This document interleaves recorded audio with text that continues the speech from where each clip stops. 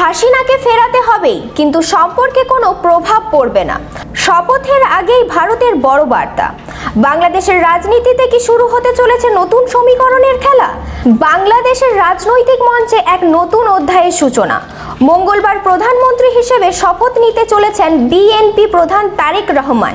শেখ হাসিনা পরবর্তী সময় মুহাম্মদ ইউনূসের অন্তর্বর্তী সরকারের আমলে দিল্লি ঢাকা সম্পর্কে যে শৈত্য তৈরি হয়েছিল, তারেক জামানায় কি তা গলবে?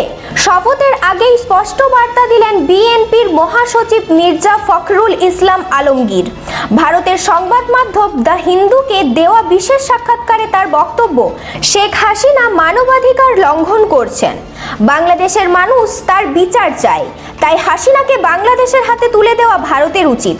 কিন্তু এখানেই চমক, হাসিনা ইস্যুর জন্য ভারতের সঙ্গে কূটনৈতিক বা বাণিজ্যিক সম্পর্কে কোনো নেতিবাচক প্রভাব পড়বে না। আমরা বন্ধুত্বপূর্ণ সম্পর্ক বজায় রাখতে বদ্ধপরিকর।